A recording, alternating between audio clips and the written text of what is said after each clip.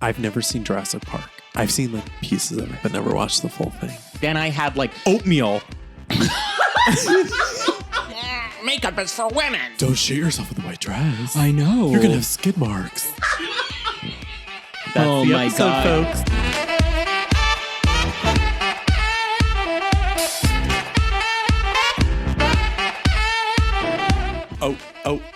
Ozempic. What are you checking your Ozempic schedule? Is it time to take another dose? It's time to blow out my shitter.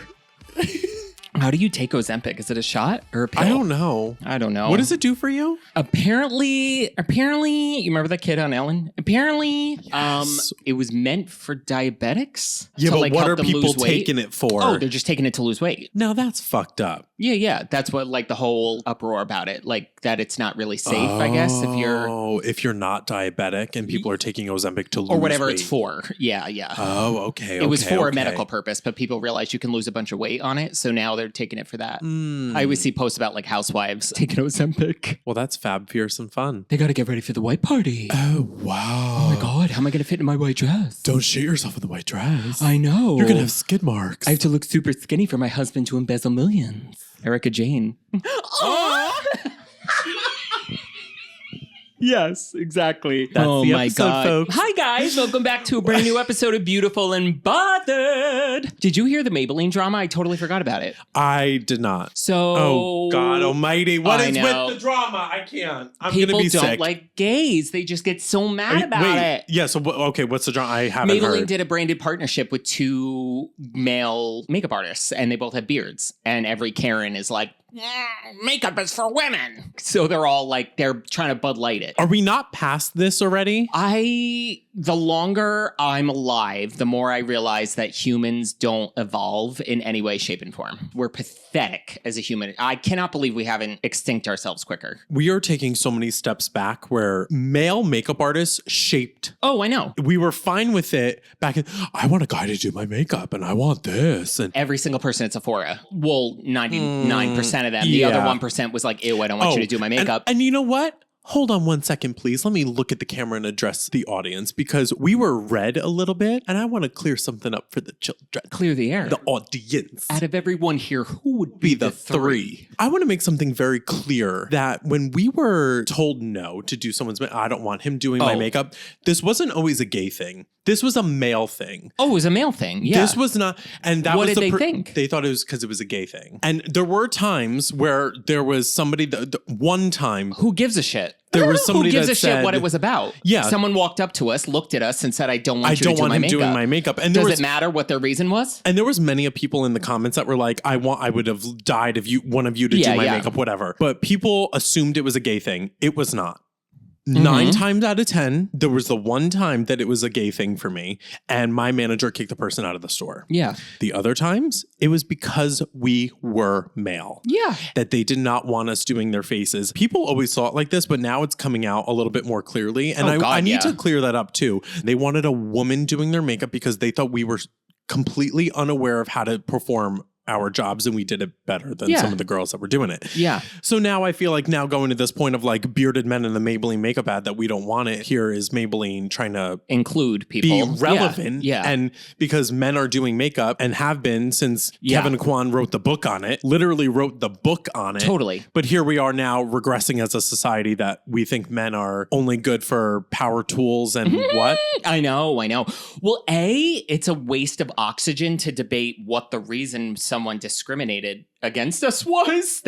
Why do we live in that world? You know what I mean? Like why are you even in the comment? It must be a gay thing. And why are you in the comment section debating what the reason was why they did? The point was they looked at our face and said, I don't want you to do my makeup with no understanding of our skill level or what the case was.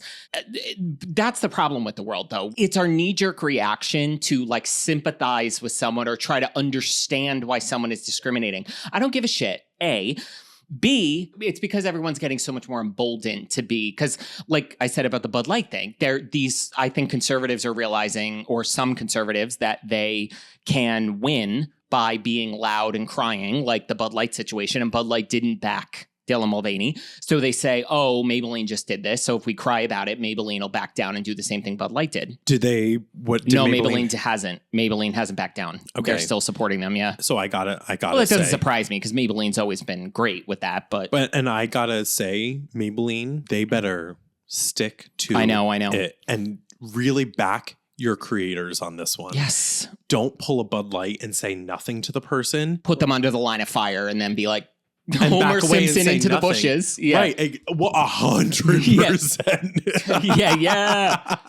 Totally. I need Maybelline to come out and be like, if you don't like it, don't buy our shit. That's how Ulta always is, which is amazing. Like, oh, they put up the sign on the door and said, this place is no room for hate here. Yeah. If you hate people, get out. Like, but you know what? That's what I even appreciate about my one manager. When somebody was homophobic towards me, she went up to her and was like, I need you to get up. And she was like, thought she was going to tell her to like move her chair. And she goes, get your purse and get out. She goes, you are not welcome here. And I was like, word up. You know what's insane to me? And I've never brought it up. This happened a while ago now. And I've never brought it up because I literally, as everyone listen to me, look at me, as God is my witness, don't find this person, whatever. Because you know how conservatives get when you like acknowledge them or double down, then they get crazy. I was like basically stitched on one conservative girl's like YouTube channel or whatever, where she was like my Tarte video, where the title of the video was, are women only beauty brands canceled? First of all, nobody gets an erection to the word woke and canceled like conservatives does. They like still ride. I don't even know anybody who says those words anymore, and they don't want it to go away because they love weaponizing it. And it was just so miraculous to me because the take was so elementary, where it was like, I have millions of followers, so what am I complaining about? Okay, so I'm one of 10 men with a big following when thousands upon thousands upon thousands of women have followings. Me being one of the 10, I should not try to bring visibility to all the people still getting the shit kicked out of them, you know, who don't have the following I have, A. And B, just to write the title, are women only beauty brands canceled? You're not embarrassed by that? You know what that says to me? Her grandmother in 1950 was walking to the grocery store saying, are whites only diners canceled? You're that person. Yes. Are you that stupid? You don't realize what you sound like? But Mary, they are that stupid. Yes. Time is moving forward and time is progressing. Yes. How ridiculous are you? Like, and that's what I mean. I just can't stand it anymore. These people don't realize that they're on the wrong side of history, and you can stay over there. Go be over there then. I just keep doing what I'm doing. I'm going to let evolution is going to wipe them out. Literally. Mm-hmm. Girl, so I have on no that time. note, which we ask, honestly, people always ask me like, or in the comments of this, people that are so amazing and supportive of you and I, like what they can do, etc. It's almost like asking people of color how to fix racism. It's not their problem. It's white people's problem to fix racism. Yeah. Same with this situation. We're doing all we can do. You know what I mean? I show up on all my social medias every day and post myself in makeup. You're here with me constantly in makeup, whatever. We're doing what we're doing. Existing is all we can do. It's up to the people that are not queer people who support us, who support this. Go to Maybelline's post and flood it with positivity. That's the difference. You showing Maybelline you love that they're doing this. That's how to make a difference. Because the squeaky wheel always gets the oil and crybabies are always the loudest. So you need to be just as vocal in a positive way as to counterbalance the negativity. I think that is the most important thing too, is that we realize and walk away from it, is not showing the people that are showing all the hate, more hate and going back and retaliating. We need to go show love. Yes. Love and support, threading like love throughout all of those hateful comments. That will overpower and overtake all of that hatred. If you spam Maybelline's posts with positivity, that's going to show Maybelline this is good. The right thing to do. It always comes down to the almighty dollar. Because that was Bud Light. The minute they started losing money, they ran for the hills. If you support it, you have to be vocal about it. Don't take it for granted. And you know go what I mean? buy these collections. If they have go buy the product. Go buy some Maybelline. Totally. Show the support. And if you can't financially support, comment. Go comment. Exactly. Show this is amazing. I love what you're doing. And go show some love to Maybelline. So anywho's, today we are talking about... We are answering Google's most asked beauty questions. Which might be some of yours. Yes. And of course, we're going to do a purchase or pass. Yes. So, let's dive right on into these Google questions and answer some of them and hope that these should be good. Help you guys.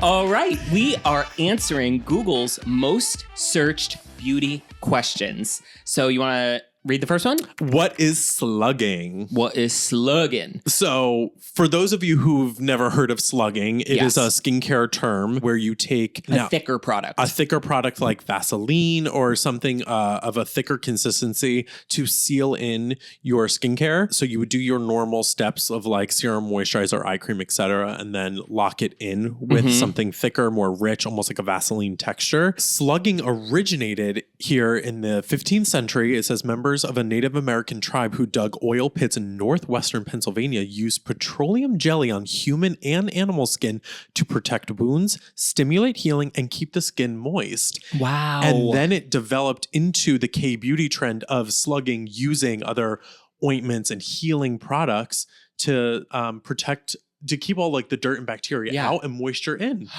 Fascinating. I never knew that. Really cool. I did not know it went back that far.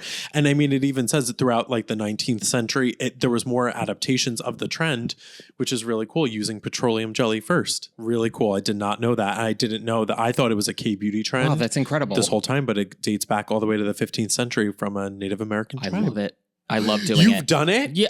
All the time. I've never done it. Okay, so so then my successes with slugging. I've slugged all the time. I love it. So the thing I love using it with is the CeraVe healing ointment. And it's literally for... That's the one I've seen people do it with. Amazing. Okay. Yes. I don't know what it is. Maybe it's like my I don't know, something in my brain. I can't do it with Vaseline because I don't know, whatever. I use the CeraVe healing ointment, and the healing ointment literally is for like, I mean, you could put it over cuts and whatever, and it actually like accelerates the healing process. So for me, someone that always has like such red skin and dehydrated skin texture, I started taking makeup on and off. It can really irritate. And especially when now I've embraced filming recently. You may have noticed like some of my beauty videos or comedy videos when I'm in full makeup, I have my beard on. It's because it was like too much. When you shave day one, it's like all hunky-dory, like it's like beautiful, super smooth.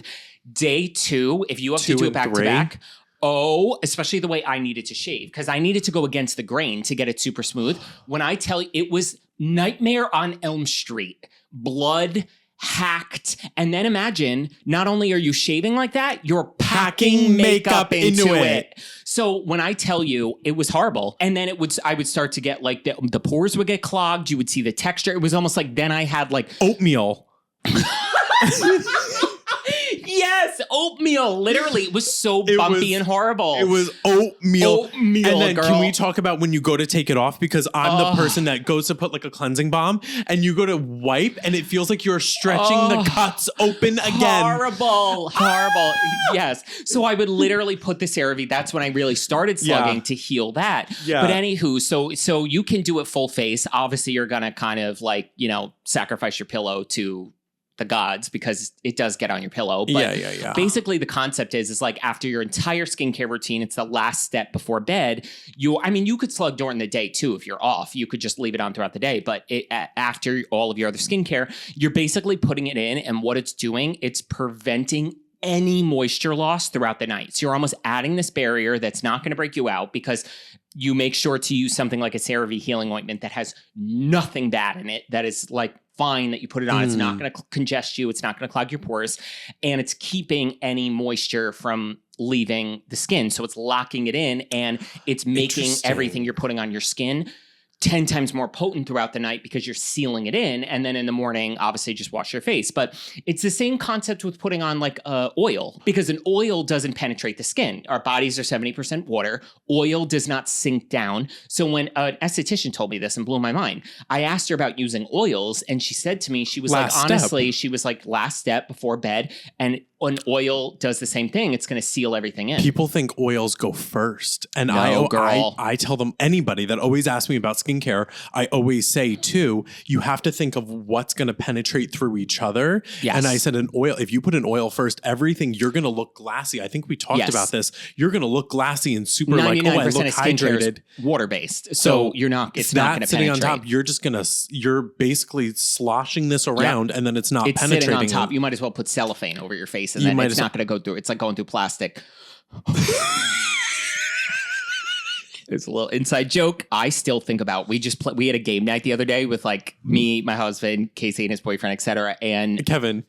Casey's my husband. Yeah. We had a game night the other day with me and my husband, Casey and his, oh my God.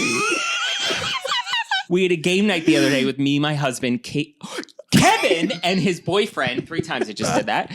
And a game called Bad People. Guys, so fun. And the card was who's most likely to get punched in the face, like whatever the scenario was.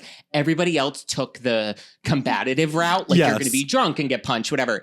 Casey, my husband, was the only one that picked Kevin and goes at the end. He goes, well, I picked Kevin. He's like, because I was thinking hate crime. Yeah. You're just so gay. I was like, yeah, everyone, we died. You're just such a mincing queen that someone's going to walk up to you and just, yeah. Just be like, hey, queen. Yes. Bah. Oh, my God. I was like, oh, thanks, Casey. No problem. Made my night. So funny. Yes, and Wayne Goss posted. Check out his video. He posted a great thing, especially for mature great skin. Makeup artist. Oh my God, Wayne Goss is incredible. Artist. And if you have dehydrated under eyes, if you want to like dip your toe into the slugging world, he basically just said, do your night routine, do everything, eye cream, etc., and just slug under your eyes. Especially if you have dehydrated eyes, start slugging. Just do it like eye cream. Last step: sleep, wash your face in the morning, and the way the hydration under your eyes, the way your concealer is going to look, it'll be a game changer. Wow. Yep. Because I've always been concerned with slugging, especially under my eyes, because I feel like I get like the milia bumps. Yes, it does. Under my eye. The CeraVe healing ointment will help with that. It's amazing. Really? Yep. All right. I got to try it because I'm really like. The first night I did it, I was like, well, I'm going to wake up with 7 zits. Like I was so petrified. That's what I'm scared of because I feel like I break out so easily. No, it's like amazing. Number 2 is what order should I apply skincare? This is a great question. Working in skincare, used to get asked this all the time. And you, I think, were the one that simplified it for me the best. You basically said the thinner something is, the earlier it goes in the routine. 100%. Yeah. You can speak to this. You're great with this. What I love too, because I'm such a skincare fanatic, I'm not joking and I'm not exaggerating. When I was 18 or 19 years old, I used to have like very textured skin. And when I started working at Sephora when I was 18, I was like, oh, I'm not doing skincare. I don't need it. I'm so young. Shame on me. So I started taking it seriously. I'm not joking. I showed this one photo. I used to have an expression line in my forehead and I got rid of it using retinol pads. And I swear to you, I'm going to show you the photo. Literally, it was gone in a year. Wow. Gone in a year. Yeah. Because I stopped raising my brows and I was like, okay, I'm going to like focus on skincare. Because somebody even broke it down for me too. Like when your skin is wet with a serum, certain active ingredients can't go on wet skin. Like you shouldn't do a toner and then put retinol on. Yes. Like your skin should be dry completely. Yes. And it says it too. If you go on the back of your bottle of a retinol, it says unclean, dry skin. It doesn't say unclean skin after toner. We got to do a whole skincare episode. And we've been procrastinating doing it because we both really got to sit down and like do the research, et cetera. But you're so good with this. Oh my gosh. To answer this question of what order I should apply it in, it really goes from thinnest to thickest. So in simplest terms, you're going to cleanse, if not double cleanse, which I always recommend. You're going to, toner is kind of on the fence for me. I like a hydrating toner that I like work in, like the fresh hydrating toner or anything. Like I spray in and then press the toner in. Yes. Serum, moisturizer, eye cream. Yes. Now, I always wonder, SPF. do you do eye cream after moisturizer if the moisturizer's thick? Because I know you really shouldn't bring the moisturizer under the eye, but sometimes if I'm using a very rich nighttime moisturizer, I will do my eye cream first. There are certain eye creams that I feel like Advanced Night Repair from Estee Lauder. Oh, Madone, Advanced Night Repair, the whole thing. That got rid of my acne scars. I swear to you, like serum. that whole skincare line from Estee Lauder, and even like there are certain eye creams like that I've been using for quite a while that I feel like I see a difference in. And I'm like, I don't think these are bullshit. Are there some that are like hydrating that I'm like, I feel like this is the same formula as the current moisturizer that they sell too. Yes.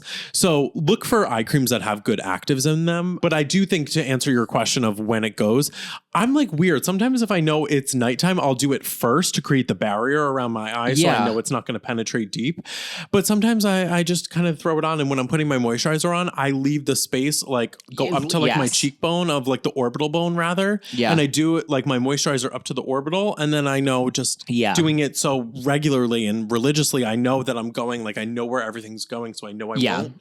But thinner the better. Always serum before moisturizer. Oh, 100%. Yes. And when you're doing eye cream, just don't put your actives around your eye. I think that's vitamin C, retinol, lactic. Unless it's in your eye cream, don't put your facial serums under your eye because usually those are formulated to be a bit stronger. Yes. So just have that in mind when you're doing it. Totally. Number 3, how do you cover dark spots? Okay. I feel like we used to get this question a lot. Yes. And I'm talking like if you have like a one-off dark spot. Now, I have a particular routine. And I want to see if I think we have something very similar that we do. Probably. The NARS Soft Matte Concealer Pots. Yep. So the age-old question of do I put foundation first or concealer first? I used to be a huge supporter of cover what you can with foundation, then conceal. Wrong. Flip it. Flip it. Yep. Put that thing down, flip it, and reverse it, Missy Elliott. Flip it and reverse it. Yeah. I would do spot conceal. Yes. Not blend it out fully. Yes. Put that foundation on over it.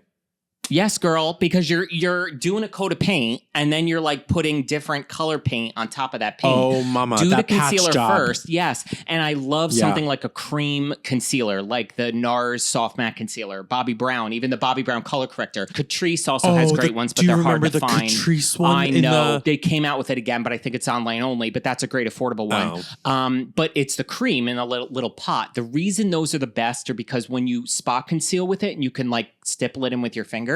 A cream like that, when you then go in with foundation on top of it, it's gonna relatively stay where you put it and add the second layer on, where if you use liquid concealer and then go in with the liquid foundation, it's all gonna kind of blend together and you're gonna end up saying like, the spots bleeding through. We spot conceal with a cream concealer like the NARS Soft Matte, the Bobbi Brown color correctors, the Catrice. Put it where you need it on that dark spot. And especially if it's a darker spot, that's where you can lean into the color correctors like Bobbi Brown, etc., because it's going to color correct the darkness and then go in with your foundation afterwards. Yeah. And what I love doing too, I don't know, was it you maybe that taught me this? It was something when I like changed my life too. When I was doing color corrector, especially under eye or even like for the face, when you do your color corrector, you take a fine amount of setting powder and roll it on top so it's almost dry again, like skin, and then you put the concealer. I think you taught me that years ago, and that changed my life. Because you're preventing it from mixing. And you know, one of the most genius things ever taught to me in makeup. Okay, there was a girl we used to work with, a woman we used to work with at Sephora, Nicole Barnes. One of the best makeup artists I have ever met in my life. We used to have people coming in who wanted us to cover tattoos or cover hickeys, which like at Sephora, like, okay. She taught me something that blew my mind covering a tattoo because I would always go in with liquid color correctors. She took the Kat Von D orange eyeliner, painted all over the tattoo. Why? Because it completely dried down. It dried down like an eyeliner, and then she went in with foundation or concealer on top of it because it was not gonna mix. Blew my gourd. And literally, that is the same concept. You are dusting the littlest bit of translucent powder on top of that dry down color correction. So there's a barrier between the two, so it just doesn't end up mixing and turning orange. Wow. Yeah. What if she was unreal. Phenomenal makeup artist. She was unbelievable. Unbelievable makeup artist. She is unbelievable wherever she is in the world. Yes. Okay, number 4. How do I clean my makeup brushes? This is a topic that I'm very passionate about. Take it away. Yet I'm not great at it myself. Okay. Okay, so here's the thing. There's a couple ways to do it. There is spot cleaning and deep cleaning. Mary, you better get that Cinema Secrets, get a spot cleaning brush, with the little tin. Yes. You dip your little brush, not even a quarter of the way in, And you wipe that brush till it's clean. Oh, I literally with the Cinnamon Secrets. So Cinnamon Secrets is like is antibacterial, will totally clean the brushes. Everything will come flooding out. I buy the Cinnamon Secrets on Amazon, put it in a spray bottle. Yep. Put it in a spray bottle, spray it on a paper towel. And when you go back and forth with your brushes will be squeaky clean. Yes. Only thing about the Cinnamon Secrets, because it's so antibacterial, she has a scent. So do not use this right before you do your makeup. No. You want to like do this the night before because then they'll be totally... Yeah. They do have a tropical lemon scent now. Yes. So I actually prefer no change in the formula. Yeah. And I felt like the blue one, does it leave a residue on your brushes? Like sometimes your brushes look blue if you don't get it all out, or is that just me? No, I could see that. Yeah. Because I feel like with the tropical lemon one, I don't get that because it's clear, but I feel like I don't get that lingering scent either, which I really love. But I will say when you do that, make sure your brushes lay flat too, because if any moisture gets to the ferrule of the brush, it will loosen the glue in the ferrule and then your hairs are coming out. So the ferrule is the like metal binding where basically all the brush hairs are held together. So that's the thing about cleaning your brushes fully with like water and etc., which I use. Sometimes you can honestly use like put in a cup a little bit of water. You could use Dawn dish soap. Sometimes I use shampoo. I've used clarifying shampoo. Yes. I was looking for the word. Clarifying shampoo gets in there because it detoxes the brushes too. And then for natural hair brushes, I take a little conditioner to hydrate the hairs again. So they don't, because sometimes you know how they start to break. If you have natural hair brushes, you'll know like they start to snap. It's like hair. So you want to, I condition them a little bit and rinse it right out and really get it like all out so you don't have a residue. But that's the thing. The more you get the neck of your brush wet, it might start to shed on you. So that's why I'm a big proponent of something like Cinema Secrets for all the in-betweens. Just because it's going to ruin Secrets is but antibacterial. It does completely disinfect them. So I'd rather do that and let them... I'm the same way. I only deep clean my brushes, which I know I need to do. When my friends come over and they see my brushes, they're like, oh God. And I'm like, you have so many. And I'm like, yeah, but like when they're dirty, girl, I don't have time. I got to move on.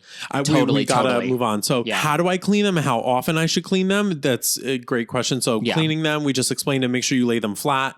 Sigma used to have the thing where you used to put them upside down so the water would drip down and never down into the brush, which was genius. Lay them flat to dry on a towel overnight and then clean them. Yeah, like I would say like, girl, once a week. Once a week with that Cinema Secrets. And then so easy with the Cinema Secrets. Once a month, maybe. I would recommend deep cleaning them, like really getting in there and laying them flat to dry overnight as well, if not 2 nights. Number 5, we have, what does vitamin C do? This conversation always gets to me because I feel like a lot of vitamin C's claim to do very different things. What vitamin C does, basically very, very simple, putting it a little bit more easy for everyone, is the BLT. Is the way it was always put to me. So brighten, lighten, tighten. Shut the fuck up. I never heard that. So it's like the BLT of skincare. So it's going to brighten, it's going to lighten, it's going to tighten. So what does that mean? So brightening, dark spots. Lightening any hyperpigmentation, and tightening, obviously firming. Vitamin C's aren't made equal. There's THD ascorbate, which is a little bit more potent and it's going to be a little bit more anti-aging. It's going to be a little bit more targeted for dark spots. So you'll see them with like a 15, sometimes a 20, but it's not as stable. That's where it starts to get a little dicey. Vitamin C is a very hard thing to keep stable on the shelf before you purchase. Things to watch out for in your vitamin C is it should be in an opaque packaging. So if the vitamin C, and I also recommend somebody, a lot of things like this, like your retinols, your vitamin C's, your more potent ingredients, if you spend the money on anything, get it in a serum. Because like we explained with how you should apply things, the reason you do that is because the thinner something is, the deeper it's going to penetrate into the skin. So a serum is going all the way down, like much deeper, and a moisturizer is just for the top layer of the skin, really, where your serum is penetrating way down deep and doing things like your tightening and your brightening and your whatever. So I would recommend getting these products in a serum. And then your moisturizer could be fucking Olay from Walmart. So the reason I said that was if you're looking for a vitamin C serum or a retinol serum, especially in vitamin C, the packaging should be opaque. You should not be able to see the serum because light exposure to vitamin C almost immediately is going to kill the active ingredients. It's going to make it much... And the efficacy of the product, you're going to use it for 3 months and not see a difference. Yes, because it's going to, by the time you're done halfway through the bottle, it's not going to be doing what it's supposed to be doing anymore. Also, when you see a color change in vitamin C, that's not always necessarily a bad thing. Yes. Vitamin C sometimes goes to it gets an alarming dark orange color. brownie. And it's almost an amber color, completely normal. So that is something to not be alarmed by. Now, there is a difference that if vitamin C's start to turn in smell and consistency. Sometimes fresh vitamin C's can smell a little weird. Fine. Okay, so you just took the words out of my mouth real quick. I was going to say the other thing to watch out for is if your vitamin C serum smells like Sunny Delight, no, that means there's tons of fragrance in it. Vitamin C in its pure form kind of smells like shit. Like, you remember the Dr. Gross vitamin C? Smelled like hot dog water, yes, girl. Yes, it does. Regular, pure vitamin C does not smell good. So if you're getting a vitamin C serum and it smells like Tropicana, like orange juice. Yeah. That's not good. Yeah, it should not smell great. And not a vitamin C product, but if you're just on the path of serums here, if your retinol is a yellow, it's actually better. They say that your retinol should be, when you pump it out, should almost be a yellowy color. And that's how you know it's a good, stable retinol that's not going to throw off your pH. So like what I love too, and especially dry you out. Exactly. The vitamin C and the retinol serum from Drunk Elephant too, which everybody sees them all over TikTok. The vitamin C, what I love that they do, 2 separate parts. It comes in the powder and the liquid. You have to mix the liquid into the powder so then when you shake it up, activate it yourself. It's fresh. Wow. So you do it just the one time, shake it up till all that powder is dissolved, and it's the THD ascorbate powder in there, and then you mix the liquid into it, and it's fresh and ready to go. So what would you say too? Because I always people would ask me kind of from an anti-aging standpoint, the difference between when they should maybe do vitamin C versus retinol. And I used to tell people, if you are, 30 or above, you can use either. Yeah, 30 or above, you could use either. Maybe take it slow with retinol. Maybe do something that's a little more mild and then upgrade. But I used to say, if you're like 50 or older, retinol over vitamin C, unless you have the brightening and lightening aspect you need, where if you have dark spots, sunspots, that's where you really should still have the vitamin C, because it's going to lighten and even the skin tone much better. So I always used to say like 30 to 45, 50 is your vitamin C, and then 50 is older retinol, unless you're 50 and older and need that lightening. Yeah. And I even would go to the next point and even say, if you kind of want to encompass all of that, vitamin C during the day, retinol at night. Retinol is not to be used every night of the week. You're only doing that 1 to 3 times a week, depending on your sensitivity. If you are sensitive to retinol, start with once a week. Moisturizer on top, always. Really hydrate your skin. Depending on the retinol that you're using, but you always need to retinol serum, put a moisturizer on top. Yeah. Vitamin C during the day, because then when you are getting rid of that top layer of skin without retinol, the next day when you go to use a vitamin C, now it's even going to work even better that you've gotten that layer off, and now you're going in with a vitamin C, a good moisturizer, and SPF is crucial. Yes, I was just going to say, negotiable. Never use retinol during the day, and if you use vitamin C during the daytime, you have to follow it with a SPF. SPF, I don't even care. I don't care how old you are. If you are 14 or 40, SPF during the day. If that is the only thing that you walk away from this episode with, SPF. And let me put the fear of God in you. Not only because it could damage whatever thing you think we're telling you to wear SPF after vitamin C during the day.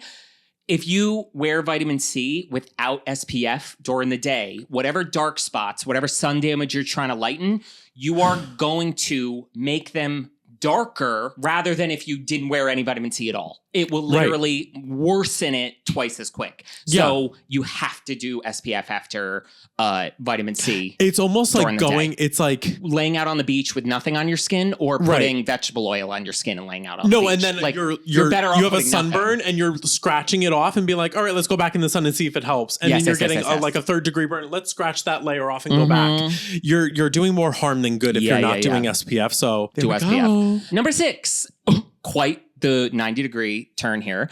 How do I do a smoky eye?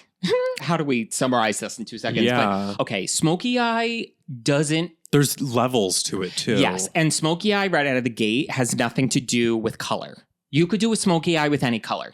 It has to do with darkness and how high you're bringing that darkness. Basically, if you are bringing a darker shade, a dark brown, a dark blue, a dark purple, a dark green, a black, if you are bringing it higher where you can see it on the brow bone when the eye is open, I would consider that a smoky eye. Not a smoky eye is if you're wearing no darkness, you're only doing mid-tone transition shades, a bright lid color, call it a day, or if you're tucking and keeping your darkness down low, almost like an eyeliner. But if you are bringing that darkness up above the crease where you can see it when the eye is open, that's a smoky eye.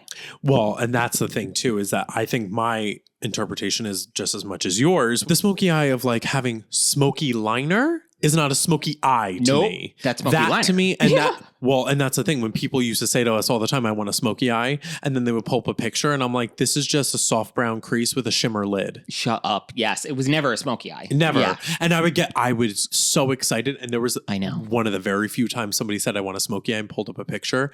I nearly passed out because it was like a hot pink crease with a black lid, like all smoked out. And I was like, it was actually kidding. A smoky eye. I was like, this is a smoky eye. Yeah, yeah. And so in the sense of if you want to go real artistry, I always do like, I absolutely love doing smoky eyes. So I would always start brow bone work down. Yes. One of the pro artists for Sephora, incredible makeup artist, Eliza, she always said when you're adding black to the eye, she goes, that should be the last color you're putting on. So I would always start with my light and work all the way down, do my crease colors, do all my crease work, and then I would take a black eyeshadow base from P. Louise. Now they have House Labs, Danessa, put one of those down as a stickier coat, and having a deeper base to an eyeshadow when you have all that groundwork, and now that it's almost like that hazy black, doesn't have to be perfect, you start to pack that black shadow, and it's so rich. I used to get it all the time when I would do a black base first before a black lid, and especially this is why I always do eyes first to avoid all the fallout. Yes, it matters what black shadow you're using, but it also counts as the base, because if you think about it, if you're using such a light base and you're going to pack a black shadow, it's not going to give the same like rich, deep effect, that deep, rich color. So it does matter. And then when you go back in to blend out the black with like those lighter shades and then back into that whatever shade is in the crease, it just makes everything blend so much more seamless when you go back in. And then once I go down to like pack it all, I go back up to make sure it's a nice seamless blend. 100%. That could be a whole thing within itself. That could be a 45-minute episode. Yeah. And then the last question is, how do I know my undertone? Do you remember the trick? Veins. Yeah, the veins. Yep. I always had a hard time with it on myself. I couldn't tell. Yeah. Like they always say green is warm, blue is cool. And if you see both, you're neutral.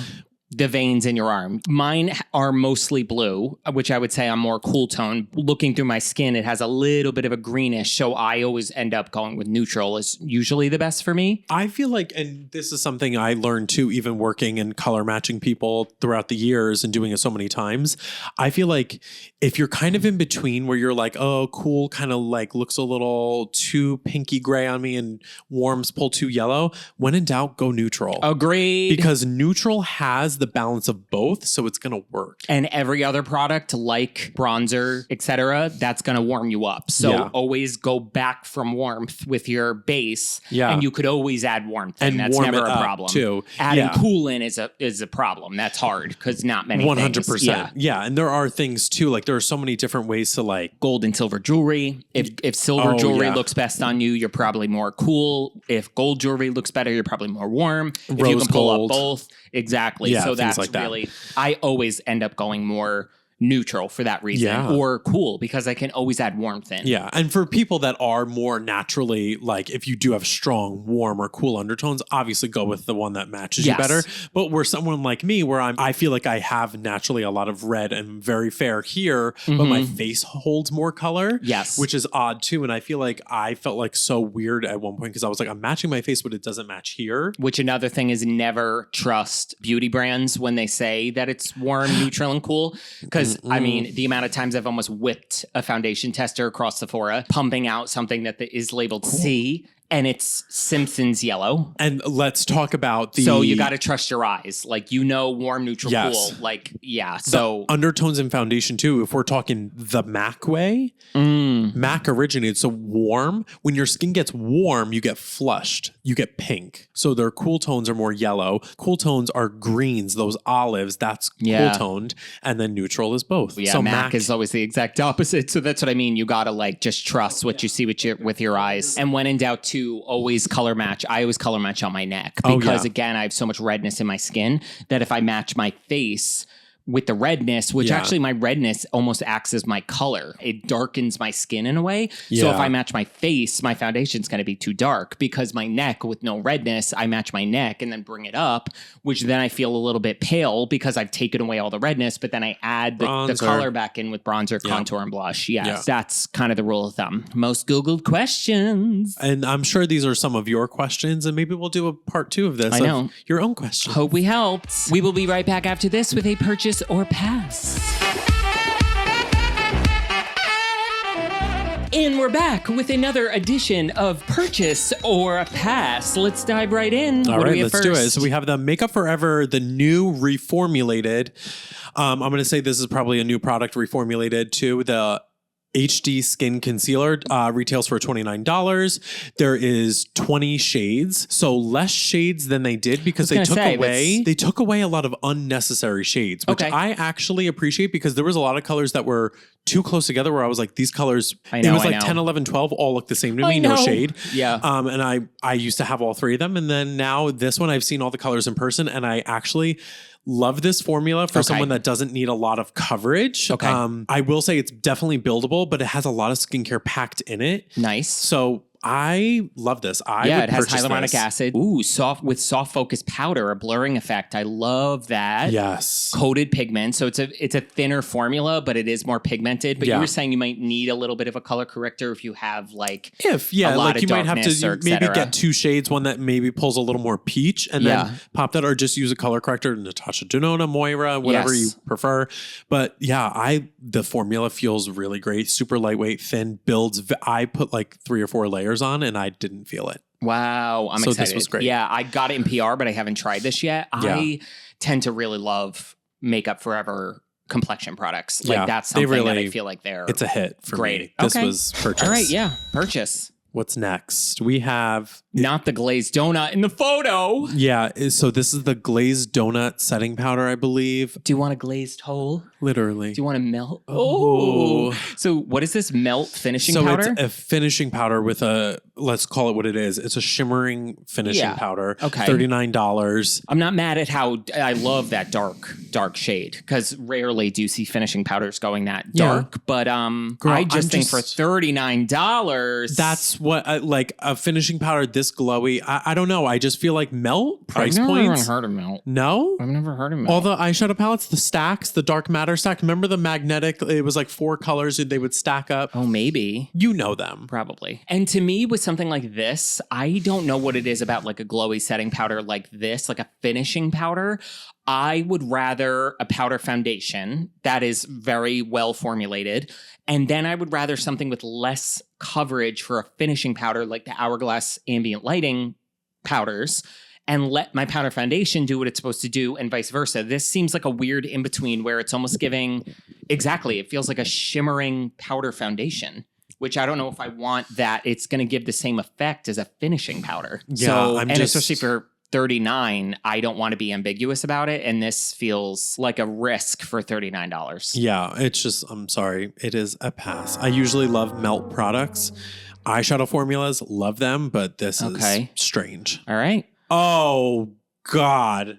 Was that a good or bad God? Bad. Really? This to me screams, we are so out of touch. Yeah. So what is this? This is the MAC Cosmetics Astrology Collection? It was an astrology. I forget the name of it, but it's all the astrological signs on lipsticks. So I remember do you remember when Wet n Wild did a collection like this? Yes. And it was like the Virgo, whatever. I feel like this to me, there's eyeshadows, there's lipsticks, and then 1 shade of their finishing powder or highlighter.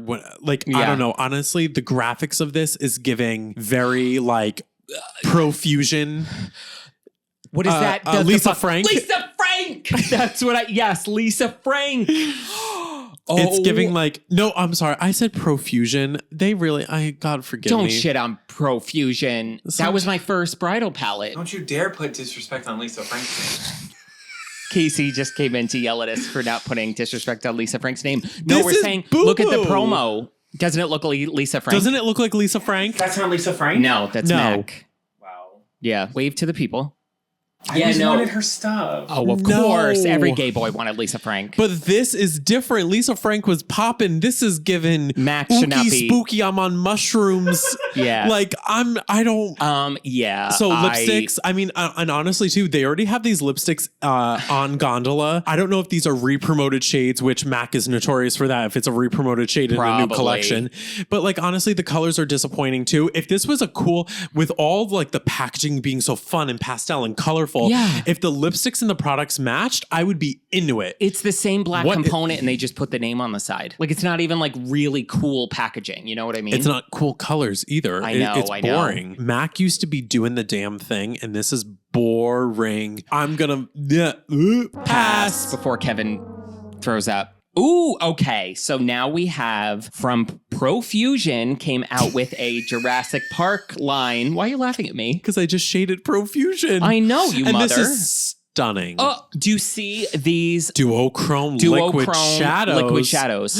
Stunning, and the swatches look stunning. The eyeshadow palette at the time of recording is sold out, but I will say, I mean, when I started doing bridal makeup and I like didn't have a lot of money, a neutral Profusion was like all the matte eyeshadows I used. And then when you open it up, there's glitters. I know. The custom pan with the dinosaur footprint.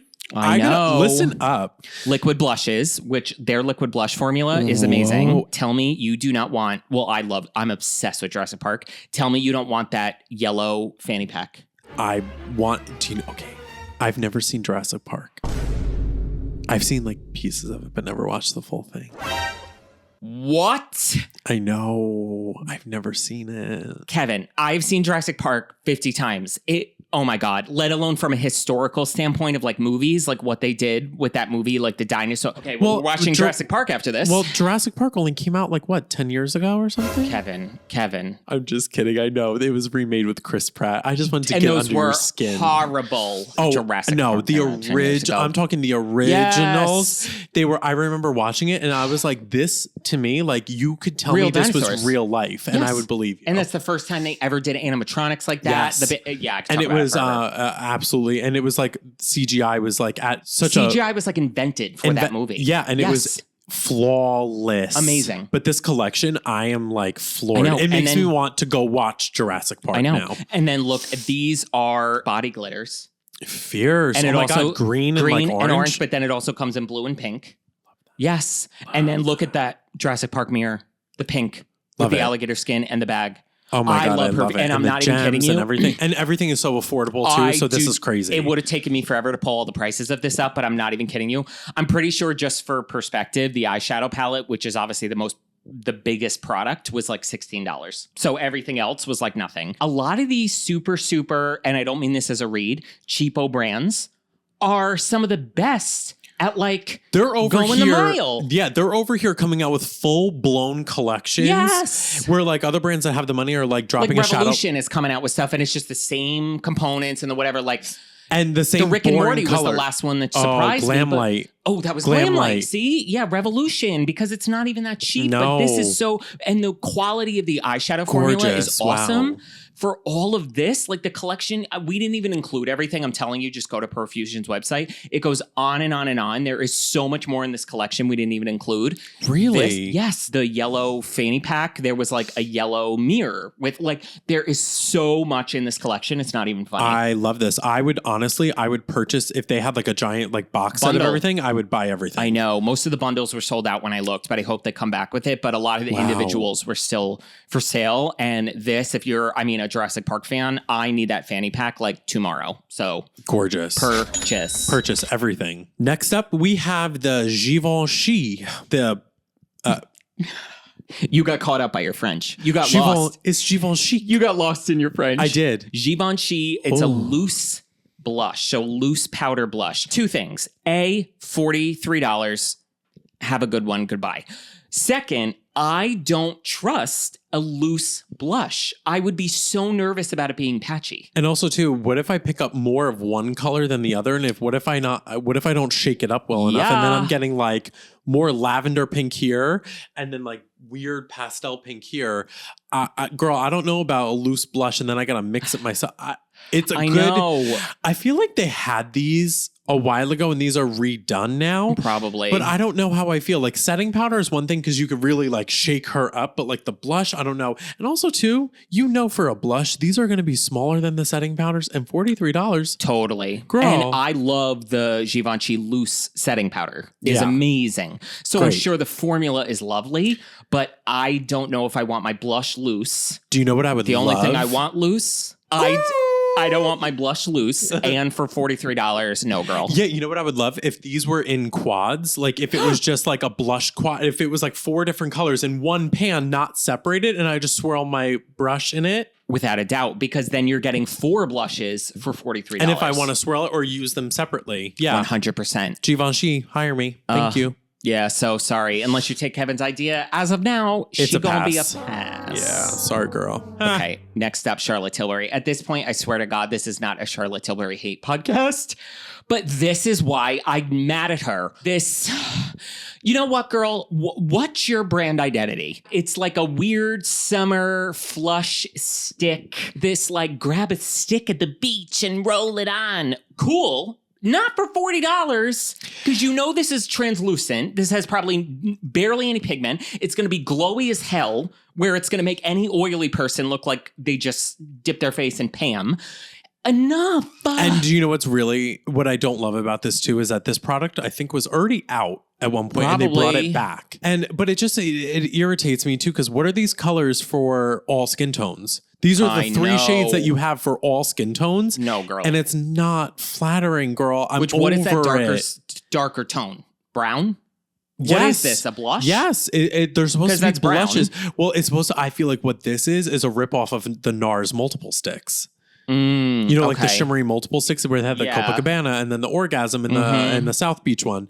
I feel like that's exactly what this is supposed to be. And I'm just like, girl, $40. Again, this is not a Charlotte Tilbury hate podcast, but this is so ridiculous at this point. I'm sick and tired. It's like they take these pinks and say, how many products can we put them in? I'm surprised they didn't put a 4th shade called Pillow Talk.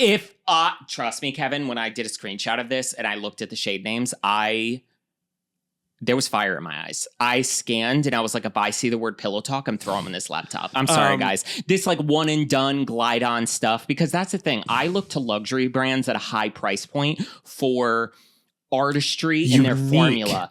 Exactly. I look for difficult products to make.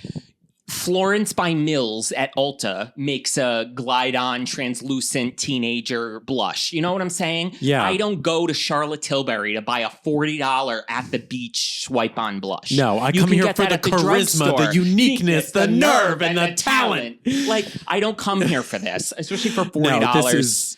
Sorry, girl. Boo-boo, it's a pass. If you didn't understand, that was a pass. I know. And last but not least, we have from Patrick Ta, what is it, a matte lipstick and then a lip cream. Yep, so these are both shade expansions. Okay. Or shade extensions? Expansions? Both. Expand. Okay, I don't know why. Expansion, probably.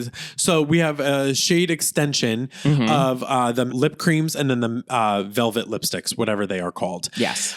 I love that they came out with neutral shades. The original in the lipstick formula, there was 5 original shades. So it was an orange, a pink, a berry, a red, and a nude. Okay. And now there is like more neutral options. I think there's 5 total new shades of like these, like, I'm going to call them bridal colors of ranging for all skin tones of like these bridal toned lips. And I love this. I was waiting for this. Patrick Ta is usually that aesthetic of more like clean, glowy makeup with like neutral everything. But these, pops of color, which I loved that he came out with those 5 colors first. And now these, I love them. Yeah. Especially the colors like flushed, blushing, shy. I just love these colors. And the fact that it's the same coinciding colors as the lip creams to the lipsticks.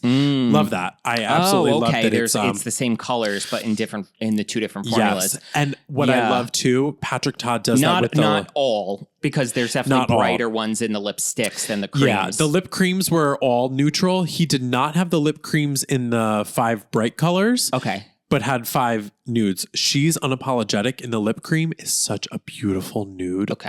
My God. I was going to say, I'm more drawn to the lip creams here. Yes. The nudes are stunning. You would love the formula of the matte lip, though, because you don't like a matte lip. You like that more velvety, slightly moist texture. Yes, That's what these are. Love. This is that Nabla texture. But I have to say, I'm not in love with the colors of the lipsticks. I know. That's my only thing, though. If they had a lipstick in She's Unapologetic and She's Secure.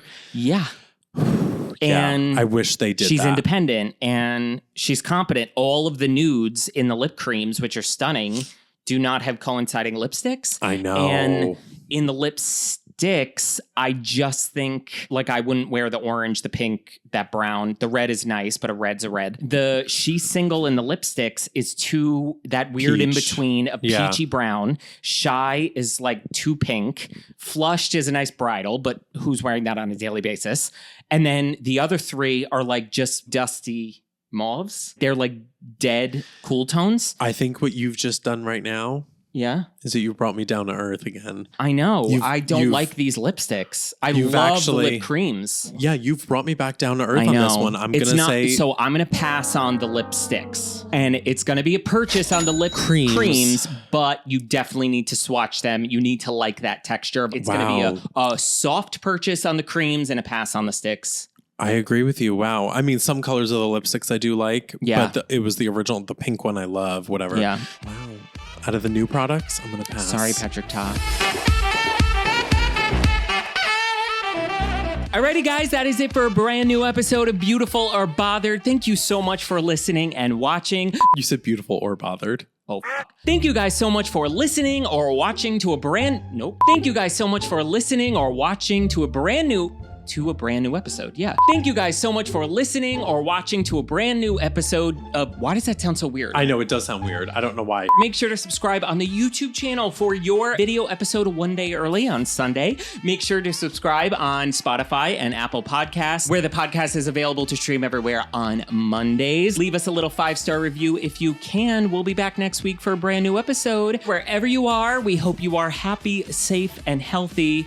And remember, girl, you are beautiful. Bye, guys. Bye. I came as soon as I heard.